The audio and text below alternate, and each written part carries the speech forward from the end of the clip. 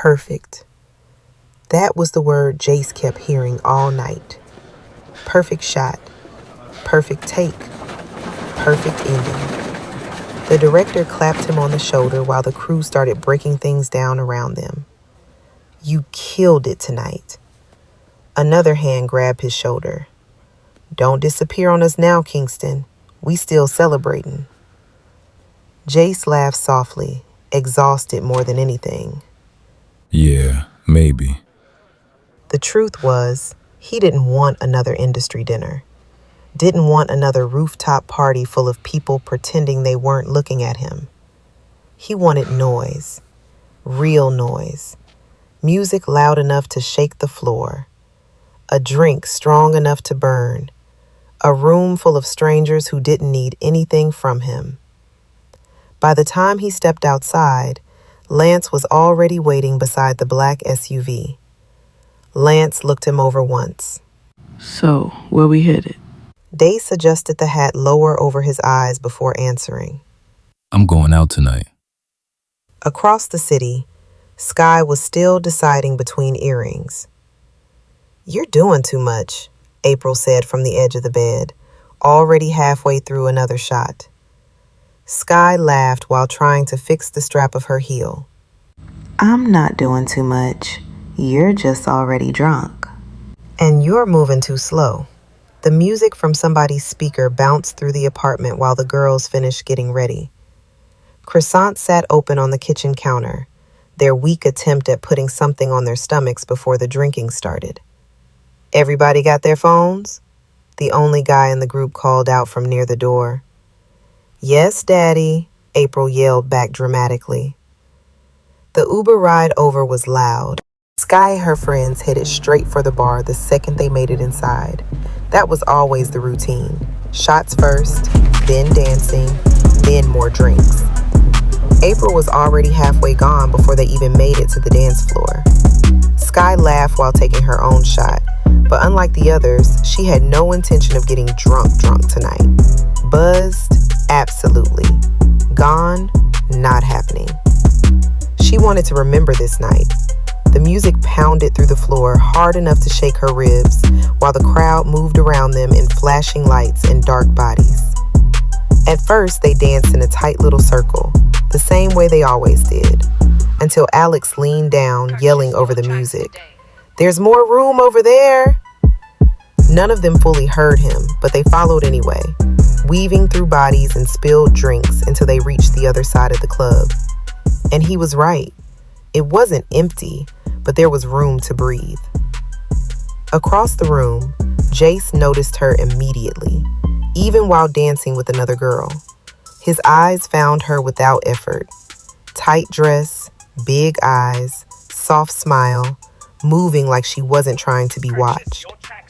He took another sip of his drink slowly, now leaning against the wall. This was exactly why he came out tonight. No handlers, no cameras, no expectations. Just music, noise, anonymity. But somehow, his eyes kept tracking the same girl. Skai laughed while dancing with her friends, already feeling the alcohol warming her skin. At some point, she gave up pretending she was going to babysit the drink in her hand. She set it down somewhere she'd never find again, didn't care. She was having too much fun. That's when she felt him behind her. Not touching, just there. She turned slightly, couldn't really see his face in the flashing lights, but his frame alone was enough to make her stay where she was. Tall, solid, smooth. And honestly, that was enough for tonight. So she danced. At first, just close enough to feel him behind her. Then closer, then intentionally. Her friends clocked it immediately. Of course they did, but they stayed nearby anyway, still dancing around her because none of them knew this man. The songs kept changing, one after another, and before they knew it, 5 or 6 songs passed. Skai hadn't realized how long she'd been dancing with him. Every time she turned around, he was still there. Every time she moved, he adjusted with her, like they'd already found a rhythm together. By then, the club had gotten even more crowded, bodies pressing shoulder to shoulder now.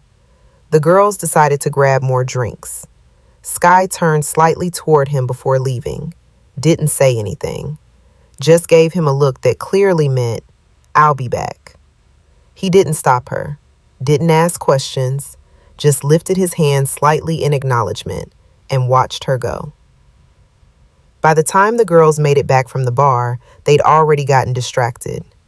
April was talking to a guy with locks. Alex disappeared into the crowd. But Skai, she kept moving back toward the spot where she left him, because for some reason, she already knew he'd still be there. Skai danced her way back toward him like it was casual, like her heart wasn't racing harder than it had all night.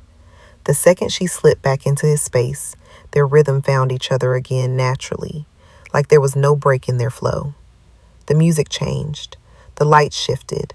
Bodies pressed closer around them, and still, they stayed locked in with each other. Every touch became more intentional than the last. At first, his hand stayed carefully at her hips, then her waist, testing, waiting, reading her comfort in real time. Most of the night, Skai danced with her back against him, and his height, his frame, fit hers perfectly, close enough to feel him, not so tall that she disappeared against him. Every now and then she'd turn around to face him, still struggling to fully see his face through the lights and movement, but she wanted to. She wanted to see the face of the man making her heart race this hard without even saying much. Then the music changed again. The DJ laughed through the speakers.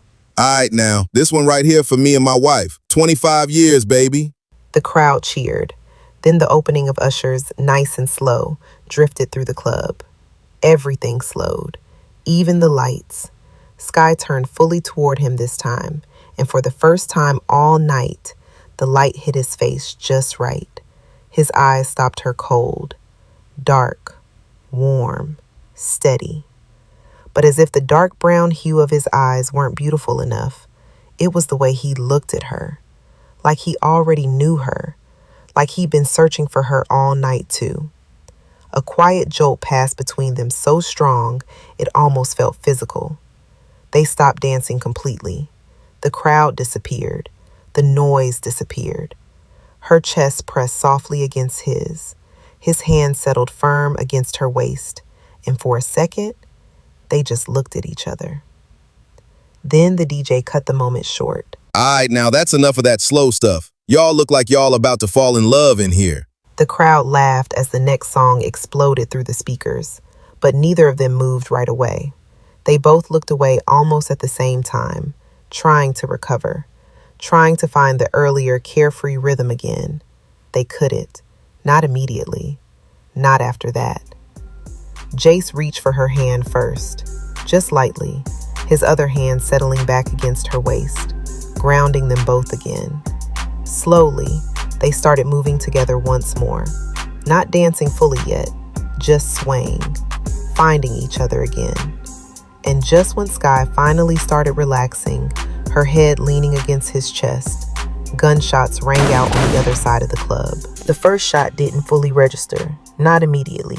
The music was too loud, the bass too heavy. But the second Jace heard it, his body reacted before his mind did. His hand tightened firmly around Skai's waist as he pulled both of them backward toward the wall behind them. Skai stumbled slightly against him, startled. Then he placed her behind him. She could see him looking everywhere at once, scanning, assessing. His height gave him a view she didn't have. Around them, confusion rippled through the crowd first, then panic. 2 more shots cracked through the club. A woman screamed somewhere near the front. And just like that, everything broke apart. People started running in every direction at once. Bodies slammed toward the clearly marked exits near the front and side of the building. Drinks hit the floor. Music still blasted overhead. Someone cried. Someone shoved past her shoulder hard enough to almost knock her off balance. Jace turns, gripping her along with him. His hand stayed locked around her waist while he pulled them both in the opposite direction, away from the crowd, away from the exits everyone else could see. Sky looked up at him, confused. He didn't explain, didn't slow down. His grip shifted from her waist to her hand instead, fingers wrapping tight around hers. Then he jerked his head toward a narrow corridor near the back of the club, and she followed him, instantly. For one split second, she looked back over her shoulder, searching for her friends, April, Alex, anybody. But all she saw was chaos. People screaming, pushing, running. Then Jace pulled her harder down the corridor, and she stopped looking back. Her hand squeezed his just as tightly as he squeezed hers. The second they pushed through the back door, the night air hit them hard. It was brighter outside than inside. The streetlights almost hurt her eyes after the darkness of the club. Sky bent slightly, trying to catch her breath while her heartbeat slammed against her ribs. Behind them, she could still hear yelling spilling out from inside. A few people stumbled through the back exit after them, but not many. Most didn't even know the door existed. Jay stepped a few feet away, already texting quickly on his phone. Focused, calm, too calm. A black SUV pulled up fast against the curb. He quickly opened the back door and looked over at her. Come on. Sky stared at him, really stared at him for the first time all night. The streetlight caught his face fully now, and suddenly everything clicked. The eyes, the voice, the face she'd definitely seen somewhere before. Her expression shifted instantly from confusion to disbelief. Wait, you're Jace Kingston.